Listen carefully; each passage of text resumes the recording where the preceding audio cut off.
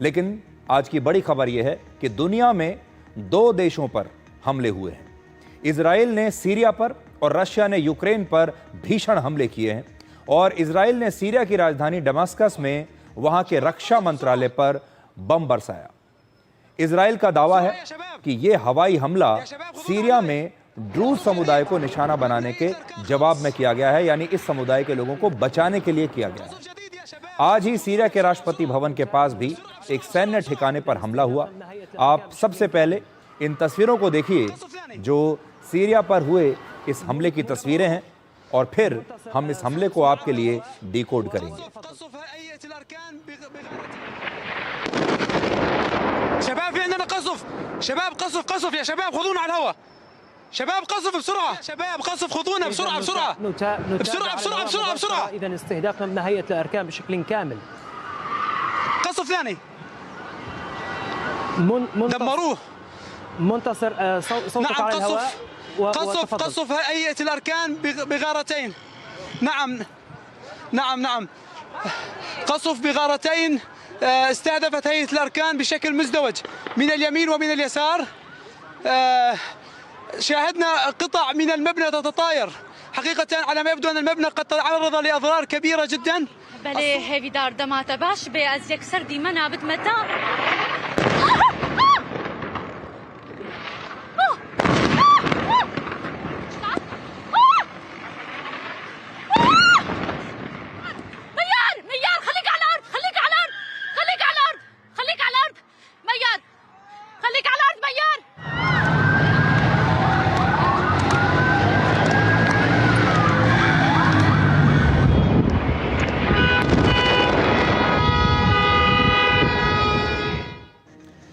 Israel की air force ने Syria के रक्षा मंत्रालय के प्रवेश द्वार पर हमला किया, जिसके बाद वहां पर अफरा तफरी मच गई और सीरिया के सैन्य अधिकारी डर के मारे बेसमेंट में जाकर छिप गए। इजराइल का दावा है कि सीरिया के रक्षा मंत्रालय की इसी इमारत से ड्रूज समुदाय के खिलाफ सैन्य अभियान को लेकर आदेश दिया जा रहा था, यानी सारी प्लानिंग जो है वो यहां से हो रही थी।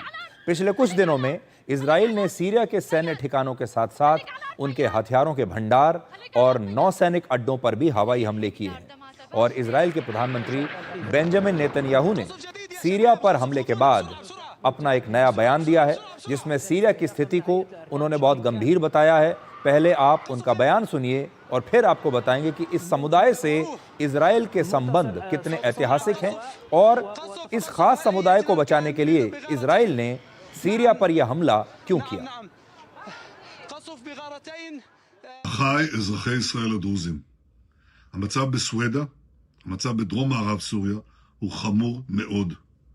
צה"ל פועל, חיל האוויר פועל, כוחות אחרים פועלים. אנחנו פועלים כדי להציל את אחינו הדרוזים וכדי לחסל את כנופיות המשטר. ועכשיו יש לי בקשה אחת מכם. אתם אזרחי ישראל, אל תעברו את הגבול. אתם מסכנים את חייכם, אתם יכולים להירצח, אתם יכולים להיחטף, ואתם פוגעים במאמצים של צה"ל.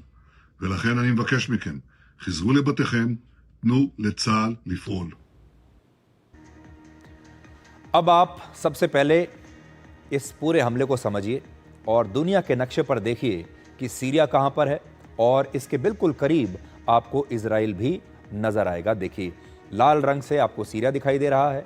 अगर आप साइज की बात करेंगे तो सीरिया इजराइल से कहीं ज्यादा बड़ा देश है क्षेत्रफल के हिसाब से। इजराइल का एक लक्ष्य यह हो सकता है कि वो सीरिया में फैली अस्थिरता का अब फायदा उठाना चाहता है। तो एक बड़ा कारण इसके पीछे ये हो सकता है क्योंकि सीरिया में इस समय बहुत अस्थिरता है। इजराइल को आशंका है कि सीरिया में बशर अल असद का शासन समाप्त होने के बाद हिजबुल्लाह और दूसरे कट्टरपंथी संगठन इसका फायदा उठाएंगे और हो सकता है कि वो सीरिया में अपना प्रभाव बढ़ा लें और इसी बात को इजराइल रोकना चाहता है। सीरिया की सेना को भी इजराइल अपने लिए खतरा मानता है, इसलिए इजराइल ने सीरिया के सैन्य अड्डों और हथियारों को नष्ट करने का यह अभियान शुरू किया है और इजराइल का दावा है कि उसने सीरिया के लगभग 80% मिलिट्री एसेट्स को नष्ट कर दिया है। इजराइल ने जिन इलाकों को वर्षों पहले सीरिया से छीन लिया था, अब वहां भी वो अपनी स्थिति को दोबारा से मजबूत कर रहा है और इजराइल के इस हमले की अरब देशों ने बड़ी निंदा की है। यहां तक कि अमेरिका ने भी इजराइल से हमले रोकने के लिए कहा है। लेकिन प्रधानमंत्री नेतन्याहू ने सीरिया में अपना अभियान जारी रखने का दावा किया है, यानी इस समय हमले रुकने की संभावना काफी कम दिखती है। और इस हमले की वजह वो ड्रूज समुदाय है जिसने हमेशा इजराइल का समर्थन किया है। ये वो समुदाय के लोग हैं जो रहते तो सीरिया में हैं लेकिन समर्थन करते हैं इजराइल का। दुनिया में इस समुदाय की कुल आबादी करीब 8.5 लाख है, जिसमें से 1.5 लाख इजराइल और लगभग 7 लाख लोग सीरिया में रहते हैं। और इनका धर्म शिया इस्लाम से शुरू हुआ, लेकिन ये अब खुद को मुस्लिम नहीं मानते। इनका धर्म कुछ मामलों में वैदिक धर्म से प्रभावित है। उदाहरण के लिए आत्मा और पुनर्जन्म में इनकी बड़ी गहरी आस्था है। और इस समुदाय के 60% पुरुष इजराइल की सेना में शामिल होते हैं। इजराइल ने पिछले कुछ समय में सीरिया के अलावा गाजा, ईरान, लेबनान और यमन पर भी हमले किए हैं। यहाँ आपके लिए ये बात नोट करने वाली है कि हाल के दिनों में इजराइल ने कितने सारे फ्रंट खोल दिए हैं, ये बड़ी बात है। कितने सारे देशों पर इजराइल ने हमला किया है, यानी इजराइल जो है वो लगातार हमले कर रहा है, अपने दुश्मनों से लगातार लड़ाई कर रहा है, चाहे उनके दुश्मन किसी भी देश में।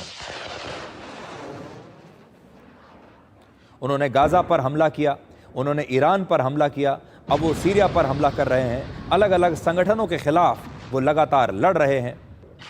और ये बात सही है कि सीरिया की सेना और इस्लामिक संगठन ड्रूज समुदाय को अब निशाना बना रहे हैं और इजराइल अब इन्हें बचाने के लिए आया है।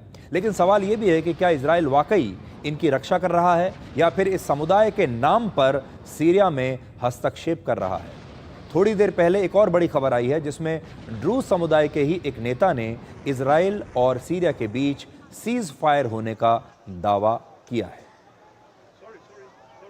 तो इस हमले पर लगातार हमारी नजर रहेगी और हो सकता है कि दुनिया का जो अब अगला फ्लैश पॉइंट है वो यही रहे, यानी सीरिया के आसपास इजराइल आने वाले समय में भी अपने हमले बढ़ा सकता है। तो इसका लगातार हम अपडेट आपको देते रहेंगे।